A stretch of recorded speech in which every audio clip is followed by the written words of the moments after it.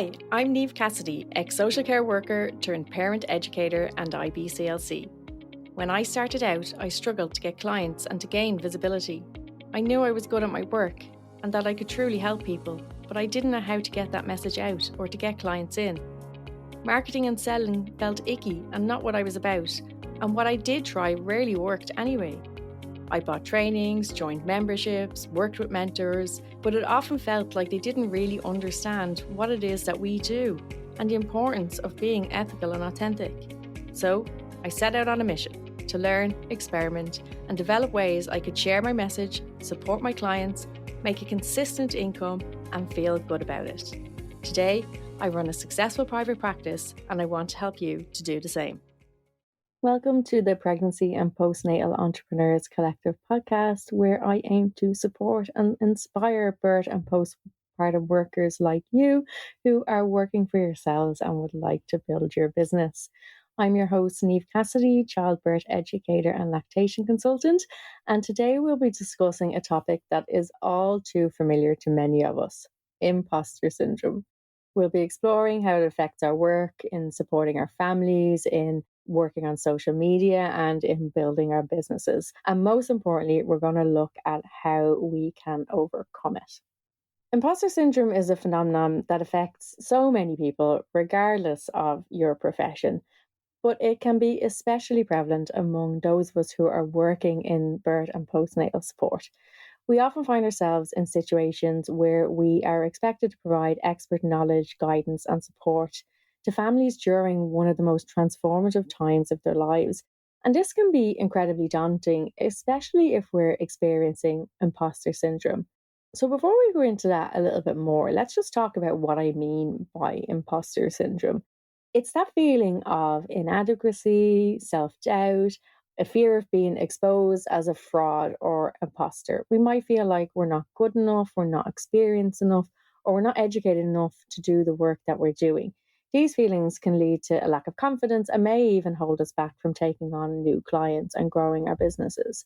I know when I started as a lactation consultant in particular, and the first few clients I saw, all I could think about is, what am I doing here? How are these people giving me money to support them with breastfeeding? And I know nothing. And I know that's not true. I had already been a peer breastfeeding supporter for 4 years. I had done all the education to become a lactation consultant. I had passed the exam and I had done all the work, and I had huge amounts of knowledge in the area of lactation. And yet I was sitting there thinking, how am I here? What am I doing? And I know a lot of other people feel that starting out as well in working with clients, whether you're a doula or a childbirth educator or a new lactation consultant that I was. We can walk into these situations and think, what am I doing? And it can really shake your confidence if you can't kind of bring yourself to the next level and say, I know what I'm doing, I'm here. And the reality is, you know so much more than you think you do. And you are so much better at the work than you imagine that you are. You've done the training, you've had the experience, and you are more than 10 steps ahead of the clients that you're working with. There are some very famous people in business who would say that we only need to know 10% more than our audience. I would hope that working in the birth and postnatal area, that we have more than 10% more knowledge than our clients. And I know that you do. But if in business people are saying that you only need to know 10% more than your clients, and then you have something that you can sell, that it's worthy to offer, if you can imagine that you maybe have 50, 60, 70, 80% more knowledge than a lot of your clients will, there's absolutely no reason to be feeling like an imposter or a fraud or that you shouldn't be there. So one of the first steps in overcoming imposter syndrome is acknowledging that it exists, recognizing that these feelings are normal and that many other people experience them. And this can help us feel less alone.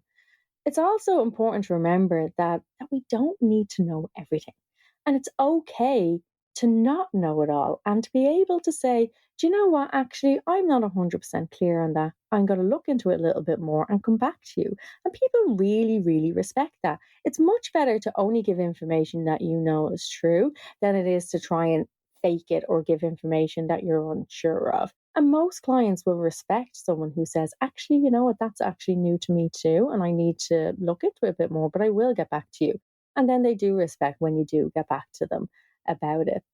So it's okay not to know everything and to be able to go to your peers. So that is one of the things that I would do, even now as an experienced lactation consultant. There may be scenarios that come up now and again that I haven't seen before or that I haven't read research on.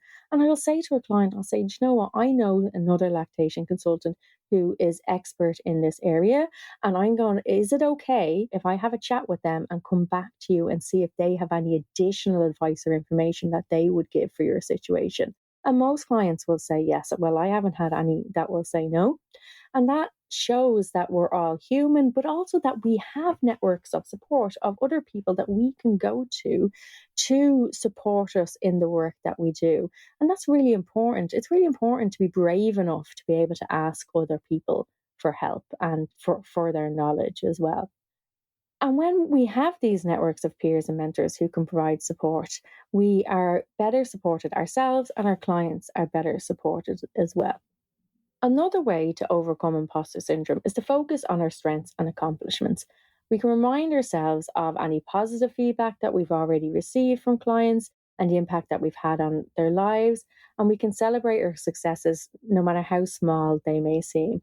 So, when looking back on our strengths and accomplishments, we might say, well, I've done that training, I've passed that exam, I've worked with this client or with that client, and this is what they've achieved. And we might remind ourselves of what we have achieved in our own lives. A lot of us come into this work through our own experiences of birth or breastfeeding or the postpartum period. So we can look at what we've come through and what we've learned from that. And we can celebrate our successes along the way as well. So when we do have a really good outcome with a client or we do get a really good review from a client, being able to celebrate that for ourselves and even with other people, that can really help build our confidence and help us overcome this idea of imposter syndrome.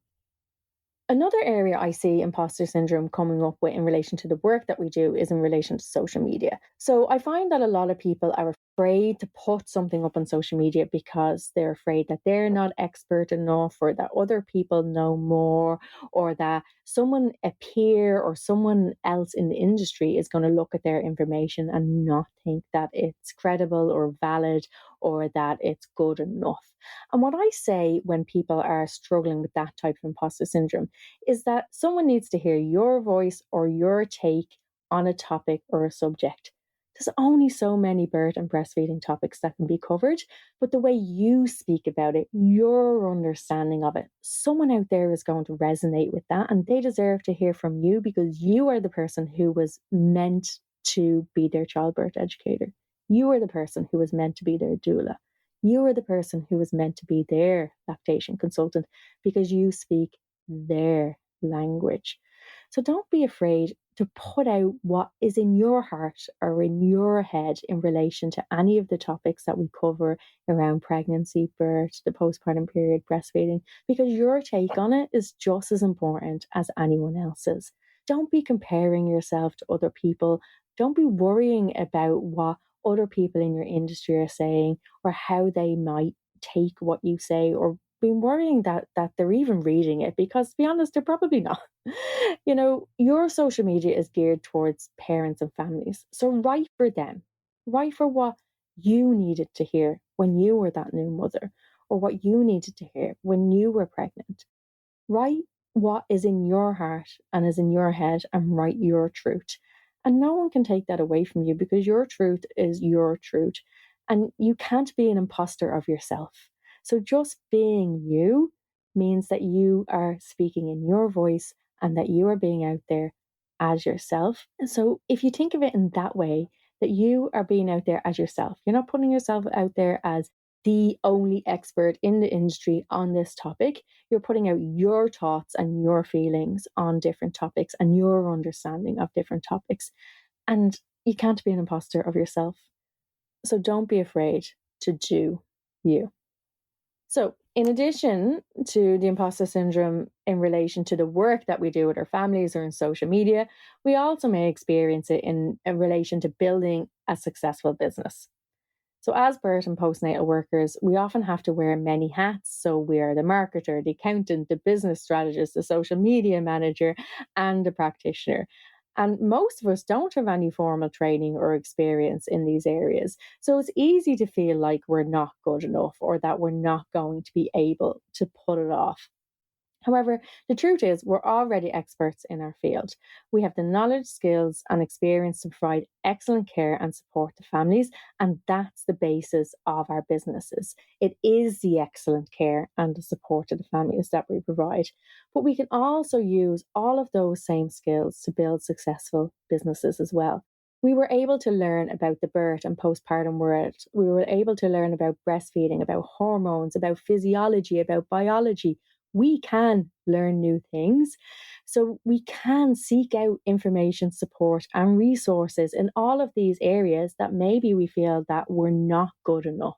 So being able to take small steps towards building our goals is really important. So if you feel that your business is being held back because maybe you don't have enough skills in relation to social media or in relation to marketing or in relation to even keeping your finances in order, then make a goal to learn more about one of those things. So pick something that you need to learn more about that's going to help you feel more confident and help you build your business, and then go and learn about it because you can do hard things. You've done them already. You can learn, you can understand, and you can use that information successfully to build your business as well. You may also feel like an imposter if you're thinking about growing your business and you're setting big goals for yourself, whether they're financial goals or growth goals or whatever they may be. Sometimes we can get in our own way by thinking, who am I to think that I can do this? Who am I to want to do this? How am I ever going to be able to manage to do this? But the thing is, there have been other areas in your life where you've taught the same thing, where you've taught, I'm not going to be able to do this. Someone else is so much better, etc., etc. So take a couple of minutes to think back to a time like that where you thought you weren't going to be able for it, but you did it anyway. And you were. And you overcame it.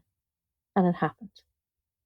There are definitely times in your life where you already felt not good enough, where you felt like an imposter. But you got through it anyway, and you did do it, and you were able. You can have a successful, thriving business. You are not an imposter. You are able to do this. You can do hard things. Imposter syndrome is real, and it's a common experience, but it doesn't have to hold us back.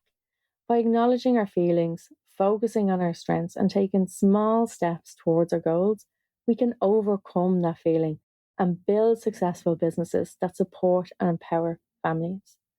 Remember, you are an expert in your field and you have what it takes to make a difference in the lives of the families that you work with. Thank you so much for joining me today. I can't wait to see you in the next episode of the podcast. If you would like to join us in the Facebook group, we'd be delighted to have you. The link should be in the show notes. And also, if you've enjoyed this episode, I would be absolutely delighted if you left me a 5-star review. And I would also love to hear from you. So pop over to Instagram and send me a DM and let me know what you thought of today's episode. Chat to you soon.